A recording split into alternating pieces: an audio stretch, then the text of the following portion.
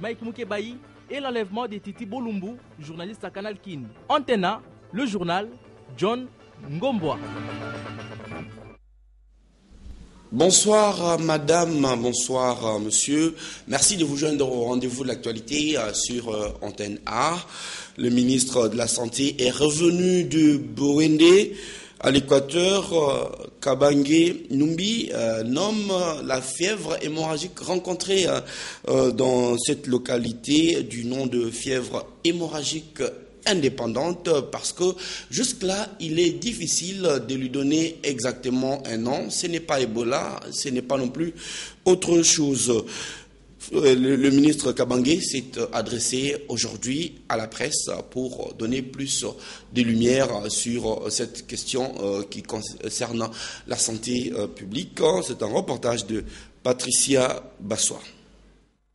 Après son séjour à Bouende, le docteur Félix Kabange a tenu à éclaircir la population sur cette maladie qui, depuis plus de 4 semaines, a fait plusieurs morts avec les mêmes symptômes que la fièvre hémorragique causée par le virus Ebola. Je suis ici pour vous faire rapport de la mission que nous venons d'effectuer à Bouende et de vous dire ce que nous avons vu, ce que nous pensons, quelles sont les dispositions que le gouvernement vient de prendre et quelle est la suite après cela. Devant ce lien épidémiologique, ça nous pousse à affirmer que nous avons la suspicion d'une fièvre hémorragique d'origine indéterminée. Toutefois, selon le ministre de la Santé, les 8 prélèvements faits sur différents cadavres ont été envoyés à l'INRB, puis au Gabon pour confirmation des résultats. Mais quelles sont les mesures prises pour éviter la contamination? Première intervention, vous vous en doutez bien, nous ne pouvons pas continuer à voir le personnel médical continuer à mourir de cette façon. Donc, nous avons distribué du matériel de protection dans toutes les aires de santé concernées. Il y en a 4 aires de santé. Il y en a 4 parmi les aires de santé concernées. C'est l'aire de santé Lokulia, c'est l'aire de santé Watikenge, c'est l'aire de santé Lokula et c'est l'aire de santé Bouende-Moké. Voilà les 4 aires de santé où nous avons donné du matériel de protection au personnel médical, où nous avons disponibilisé des médicaments dans tous les centres et postes de santé, de sorte que nous avons même décrété hier la gratuité de soins dans ces 4 aires de santé pour permettre à ce que la population ait accès facile à amener les cas que nous avons dans la communauté, qu'on les amène directement au niveau des structures de santé. Une autre réunion de crise a été tenue un peu plus tard dans la soirée avec le Premier ministre. Mais rien ne laisse transparaître jusqu'à présent que la fièvre Ebola est bel et bien signalée en République démocratique du Congo. Entre-temps, 4 aires de la localité de Djera ont été dotées de médicaments pour traiter les patients présentant les mêmes symptômes, à savoir la fièvre, la diarrhée et des vomissements. Eh bien, il ne s'agit pas jusque-là de la fièvre hémorragique d'Ebola, comme cela pouvait donner à le croire. Mais par contre, en Afrique de l'Ouest, la fièvre Ebola fait bel et bien de ravages.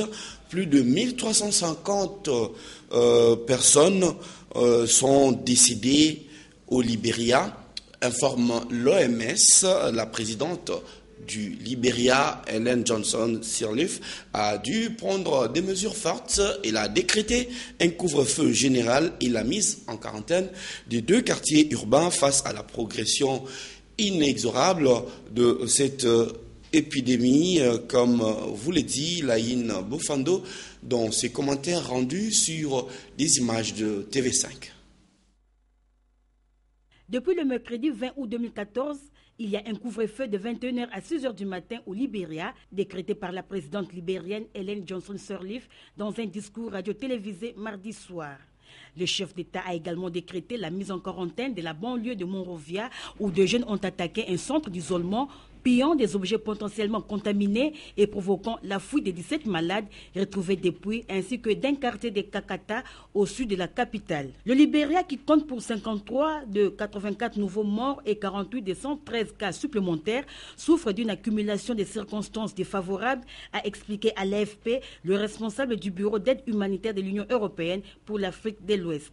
Il a ainsi cité la propagation de l'épidémie dans les zones densément peuplées autour de la capitale, outre les provinces avoisinantes du nord du pays, limitrophes de la Sierra Leone et de la Guinée, ainsi que le nombre de médecins ridicule par rapport à la population, soit 0,1 pour 10 000 habitants, contre 2,6 en moyenne en Afrique selon l'OMS.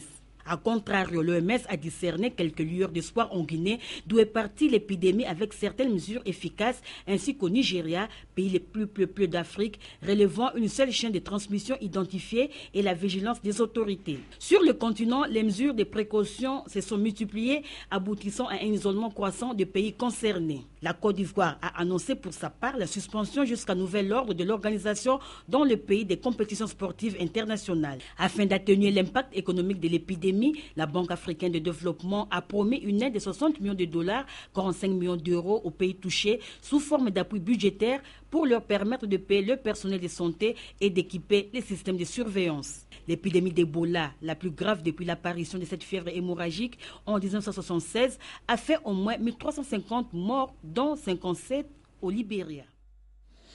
En politique, en RDC, après l'UDPS Tshisekedi, nous proposons aujourd'hui l'UDPS Kibasa dans un entretien avec Alain Kyuka, le secrétaire général de ce parti politique, maître Séraphin Oumba, pense qu'il doit y avoir un débat interne au sein de la majorité présidentielle pour lever des options définitives sur la révision de la Constitution et éventuellement l'organisation d'un référendum en rapport avec l'article 220. Sachez que, à la différence de l'UDPS Tshisekedi, l'UDPS Kibasa est bel et bien partie de la majorité présidentielle.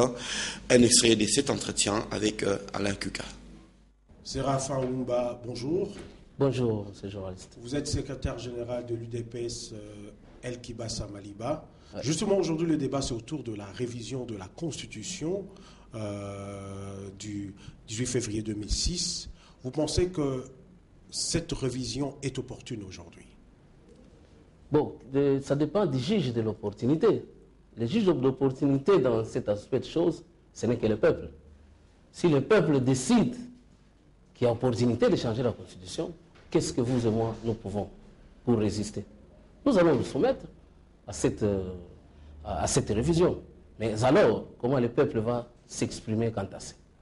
Lorsque nous savons que, bon, pour d'autres articles qui ne posent pas de problème, l'article 220, nous savons que c'est parmi les articles qu'on dit verrouillés, qu'on ne peut pas réviser par des mécanismes prévus dans cette même Constitution, qu'il n'y a que le peuple qui peut le faire. Et il ne peut bien le faire démocratiquement que par les référendums. L'opposition vous accuse, vous la majorité, d'œuvrer pour des révisions intempestives de la Constitution, parce que depuis que cette Constitution a été promulguée, à chaque fois, à la veille de chaque élection, il y a une révision constitutionnelle. Pour ne prendre que le cas de 2011, où on a eu à changer le mode de scrutin présidentiel de 2 tours à un seul tour. Qu'est-ce que vous répondez à ceux qui disent cela? Bon, parler d'intempestif, je ne pense pas, parce que sinon, si c'était intempestif, on le ferait peut-être après chaque 3 mois. La politique, c'est pas statique, c'est évolutif, ça évolue. C'est pour la question de la nécessité et de certains intérêts, pour ne pas parler des contingences du moment, qui font qu'on puisse être amené à modifier telle ou telle disposition de la Constitution. Il ne faudrait pas non plus penser qu'on doit avoir une constitution obsolète, de passer par des événements et qu'on les garde pour le plaisir de le faire. Je vais vous parler, par exemple, de voir aujourd'hui, nous avons un problème sérieux de nationalité. Parce qu'aujourd'hui, l'opposition peut crier comme elle veut, mais nous avons notre moratoire qui est toujours là, mais la Constitution dit que notre nationalité est inexclusive. Donc voilà, je vous parle là de la nécessité et de l'opportunité pour ne pas tomber dans ce que vous venez de qualifier. Nous y reviendrons le temps de parler du PPRD Bandundu, le parti présidentiel dans sa représentation au Bandundu et en ordre de bataille par rapport aux échéances électorales. Son président interfédéral, Jean Kamisindou, a mis les troupes en ordre de marche. Nadia Koulenfouka, images et commentaires.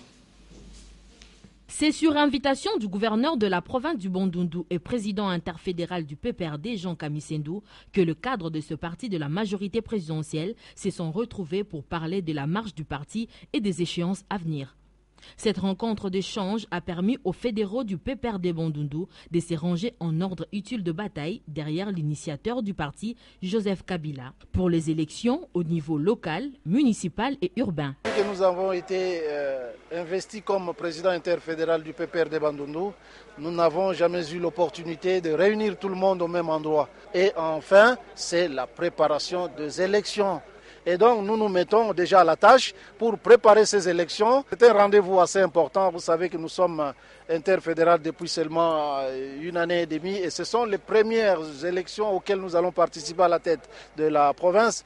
Et il est donc question de bien préparer pour donner de bons résultats. À l'issue de cette séance de travail, les exécutifs territoriaux du Parti du Peuple pour la Reconstruction et la Démocratie ont été chargés de répercuter le même message auprès de leurs bases respectives, sur toute l'étendue du territoire du Bandundu. Pour le Kouilo, mon district natal, nous allons faire un effort pour que nous ayons un bon nombre de conseillers. C'est ainsi que nous allons bien protéger notre pouvoir. Le gouverneur doit compter sur nous. Nous allons descendre sur le terrain, former les formateurs, et nous attendons un très bon résultat. Je suis sorti avec une grande satisfaction de cette matinée politique. Non seulement c'est une première fois que nous nous retrouvons tous autour de l'interfédéral, et en même temps nous avons eu le temps de parcourir les questions liées au fonctionnement du parti. De ces faits, le président interfédéral du PPRD, Bandundu, leur a remis 30 motos et 100 vélos pour renforcer la mobilité de cadres territoriaux.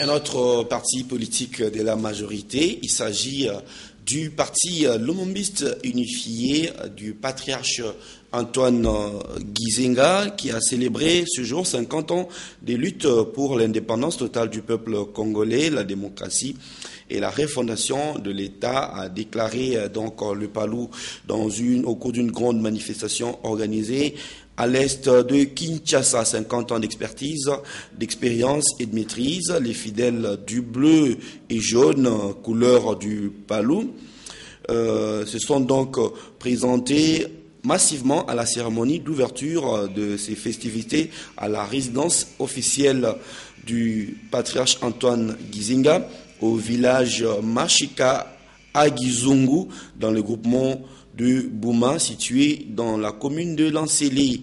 Ce vendredi 22 août, dans la foule, on pouvait apercevoir plusieurs personnalités, notamment le président de l'Assemblée nationale, Oba Minaku, le représentant personnel du chef de l'État, le vice-premier ministre, ministre du Budget, Daniel Mukoko Samba, le représentant du Premier ministre, le ministre de l'Enseignement, Maker Mwangou, les vice-gouverneurs de Kinshasa, Bafiba Clément, le représentant du gouverneur et le président de l'UNC, Vital Kamere, l'honorable, le député Adolphe Monzito, cadre du parti, les députés et sénateurs de ce parti avaient donc effectué aussi les déplacements de Bouma. Alors, nous allons nous rendre à la primature où, dans les cadres des journées portes ouvertes, initié par le chef du gouvernement, l'ONG Œuvre de la foi et l'Église évangélique La Restauration ont visité ce vendredi 22 août les bâtiments abritant les bureaux du Premier ministre Matata Ponyo. C'est un reportage de Sylvie Fortuné-Mboula. Le Premier ministre Matata Ponyo, l'actuel chef du lieu, a personnellement accueilli ses compatriotes qui accompagnaient les enfants de l'école des dimanches. Après présentation du mémo par l'un des groupes et un cadeau, le Premier ministre a, comme à l'accoutumée, donné un bref historique de l'hôtel du gouvernement et a prodigué quelques conseils aux visiteurs qui, pour la plupart, découvrent pour la première fois ces lieux hautement historiques. Nous sommes très heureux de vous recevoir ici à la primature. J'ai toujours dit que quand vous venez ici, au-delà des aspects logistiques, mais il y a aussi l'aspect historique qui est très important. quand nous allons à l'extérieur du pays, on nous fait visiter de tels sites qui ne parlent pas, mais on vous explique le bien fondé, c'est l'appartenance au patrimoine historique. Et ce bâtiment fait partie du patrimoine historique de notre pays. Impressionnés par l'accueil et l'attention du Premier ministre, les enfants ainsi que leurs encadreurs ont salué la détermination de Matata Ponyo à moderniser le pays conformément à la vision du chef de l'État, Joseph Kabila. Je l'ai rencontré pour la première fois. Je l'ai vu un peu jeune, gentil. Il a de bonnes idées pour le pays. Voilà, c'est tout ça. Il est gentil, il fait que tout, qui fait que ce pays puisse aller en avant. Il veut que nous puissions être heureux comme tous les premiers ministres qui sont passés. Voilà, il est aussi un peu courageux comme tous les premiers ministres. Il faut dire que ces visites s'inscrivent dans le cadre de la journée. de journées portes ouvertes initiées par le chef du gouvernement. Un peu jeune et courageux, ben voilà, je crois que ça devrait aller tout droit au cœur du Premier ministre Matata Ponyo. Martin Kobler, numéro 1 de la MONUSCO, séjourne au Katanga. Avant de se rendre dans cette province, il revenait en fait du Nord Kivu où il avait été visité en compagnie du gouverneur de cette province, Julien Paluku, les îlots d'épée, comme on les appelle ainsi à la MONUSCO, installés dans les territoires de Rutshuru et Walikale. C'est une correspondance de notre correspondant à Goma, plutôt, qui s'appelle... voilà, je vous propose de suivre plutôt ces duplex de notre correspondant à Goma.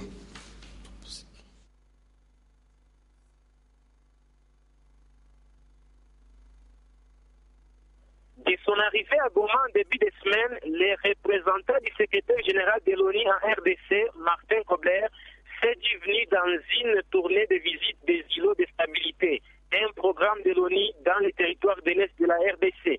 Tout est parti du territoire de Rutshuru le mardi 19, où les patrons de la MONUSCO et le gouverneur Julien Paluku ont échangé avec les cadres de base en vue de s'enquérir des avancées, mais aussi des défis à relever. Dans la cité de Kiwanja, capitale territoriale, les responsables de ces îlots de paix de stabilisation ont témoigné la bonne collaboration entre cette structure et l'administration locale, la justice et la protection de l'enfance. Ici, Martin Kobler et Julien Paluku ont salué la stabilité sécuritaire et économique un an après la chute de la rébellion du M23. Après Rutshuru, la seconde étape était Walikale le 20 août, où la délégation à laquelle ont pris part les ambassadeurs des États-Unis et de la Grande-Bretagne est arrivée en début d'après-midi. Sur place, les constats étaient les mêmes. Les îlots de paix sont opérationnels malgré les difficultés liées à la logistique et au manque des infrastructures de base. Martin Kobler a appelé les animateurs à s'approprier ce projet qui vise à stabiliser les territoires en sortie de guerre.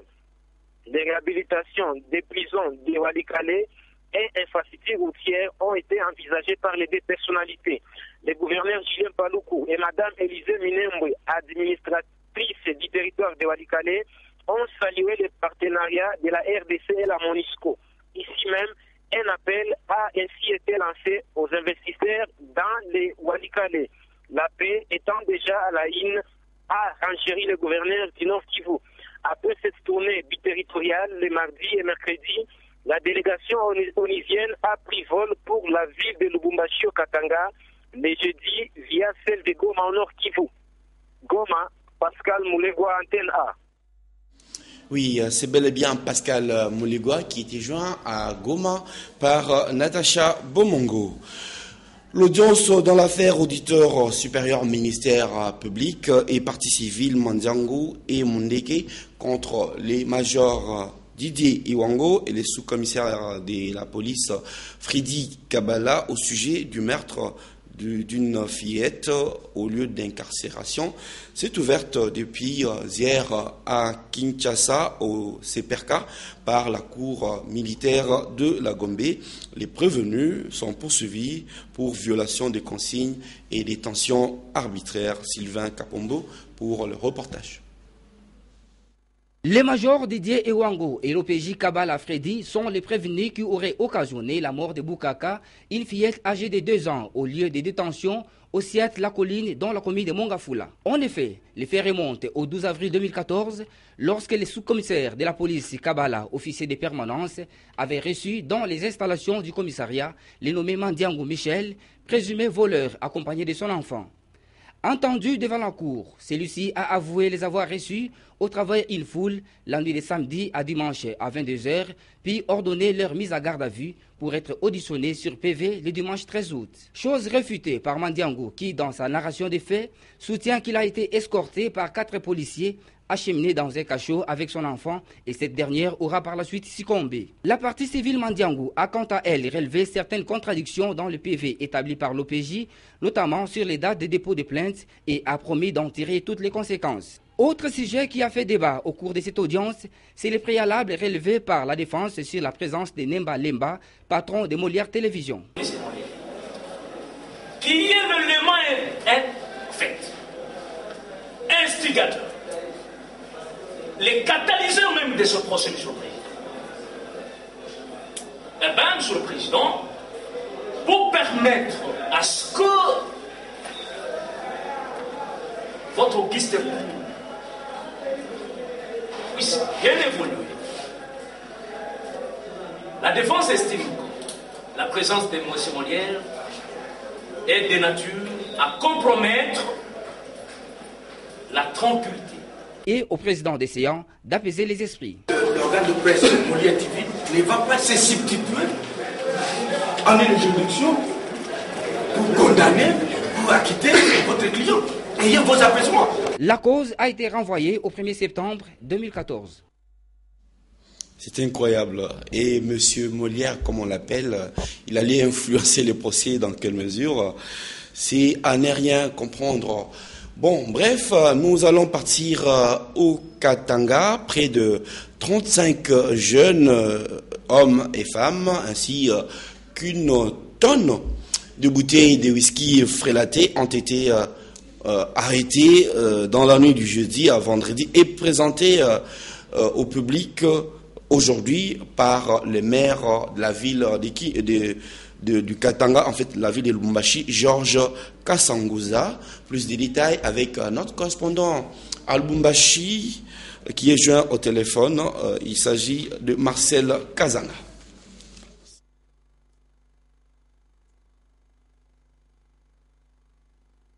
L'opération Ville sans enfants de la rue se poursuit dans la ville de Lubumbashi. Dans la nuit du jeudi au vendredi, près de 35 jeunes hommes et femmes et plus d'une tonne de bouteilles de whisky ont été arrêtés par la police nationale. Ce matin, ils ont été présentés au maire de Lubumbashi, Jean-Oscar Sanguza Mutunda, qui à son tour les a présentés auprès du ministre provincial de l'Intérieur qui a félicité l'autorité urbaine et le commandant de la police nationale ville de Lubumbashi après le mot d'ordre du Conseil provincial de sécurité, Juvenal Kitongwa. Je voudrais d'abord féliciter et remercier le maire de la ville pour sa gouvernance de grande valeur, pour sa gouvernance proactive nous permet aujourd'hui de faire en sorte que la ville de Lubumbashi commence à vivre l'ère de paix, de tranquillité et de quiétude.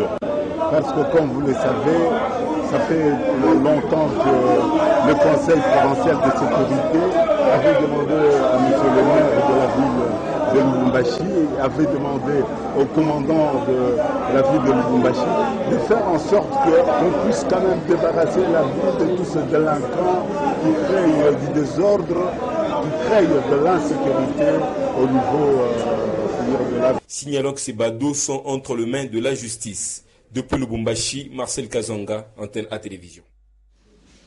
La sécurité des journalistes en République démocratique du Congo et la dépénalisation des délits de presse Et ce sont toujours des questions d'actualité.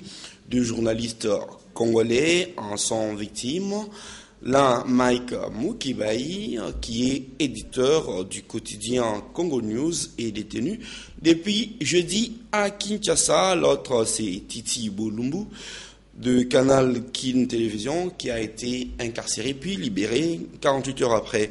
Ce vendredi, les journalistes à Kinshasa sont allés faire un sit-in devant les bureaux du PGR pour revendiquer, exiger la libération de Mike Mukebai. Blaise Lunda et Patricia Amouli signent ce reportage.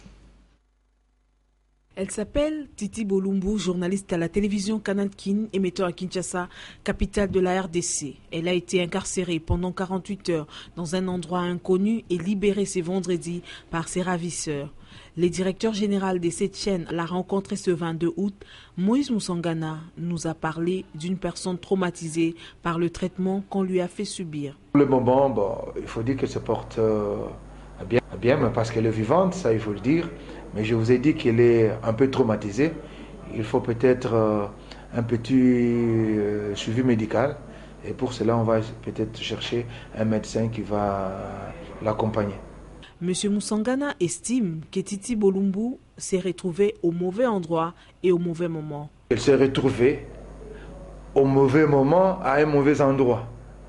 Parce que si elle était filée, je crois qu'on devait la prendre très loin parce qu'elle venait de Lemba. Après Canal Kin, elle est passée à Lemba. De Lemba, elle a pris un taxi jusqu'à Kitambo. Et de Kitambo, elle a pris un taxi pour Ozone. Donc si il y avait des gens à ses trousses, je crois qu'on devait la prendre soit entre Lemba et Kitambo. Un autre journaliste qui défraye la chronique, c'est Mike Mukebai, directeur général du journal Congo News. Arrêté depuis jeudi, il serait détenu au parquet de grande instance à la Gombe. Plusieurs journalistes se sont rendus par solidarité au parquet général de la République pour faire un lobbying. C'est depuis hier que nous étions ici. Nous sommes venus accompagner notre confrère Mike Mukebai, qui se trouve être éditeur du journal Congo News. Mike Mukebai a été appréhendé ici, mis dans le cachot depuis 5 heures du matin, hier, et nous sommes venus l'accompagner. Aujourd'hui, effectivement, c'est parce qu'il y a eu audition, il a été auditionné, mais il n'y a pas eu gain de cause. Notre ami n'a pas été libéré. Il a passé nuit ici et dans de mauvaises conditions. Son avocat, maître Serge Mahamba, parle d'un vice de procédure et exige la libération de son client. De son côté, l'ONG de défense de journalistes GED, par le biais de son secrétaire général Tivis Tivwadi, a mis ses avocats à la disposition de Mike Mukebai pour bien le défendre. Ce que nous avons pu faire en tant que GED, c'est de mettre à sa disposition nos avocats pour qu'ils puissent l'assister et veiller à ce que tous ses droits sont défendus. Nous avons aussi été alertés par ces informations de cette journaliste qui n'avait pas donné signe de vie depuis, je crois, 24 ou 48 heures. Une information judiciaire, parce que c'est la seule personne qui a habilité à tirer cette affaire au clair et à établir une responsabilité. Tout ceci relance la question de la sécurité des journalistes en République démocratique du Congo et la dépénalisation des délits de presse. Jusque-là, Mike Mukebai est toujours détenu. Le ministère des Ressources hydrauliques et électriques, à travers son secrétariat général, a animé une conférence débat autour du thème « Les ressources hydrauliques et électriques dans la promotion des PME et PMI, premier moteur de développement en République démocratique du Congo ». C'était aujourd'hui à la Foire internationale de Kinshasa. C'est un reportage de Patricia Molengo Molekuni et Damien Maungu.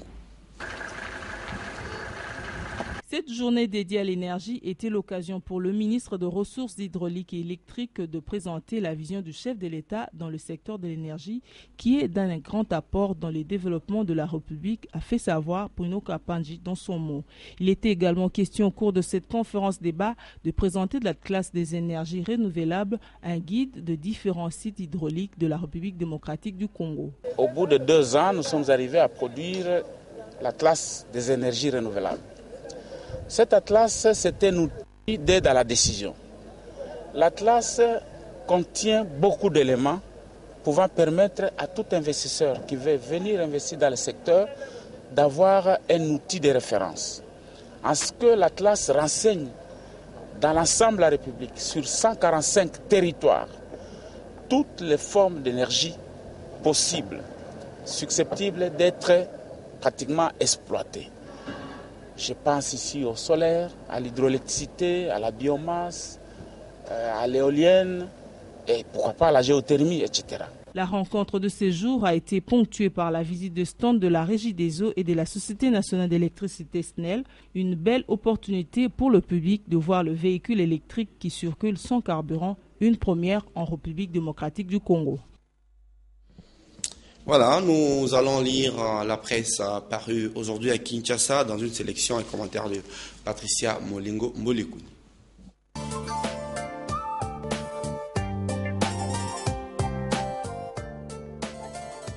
Bonsoir.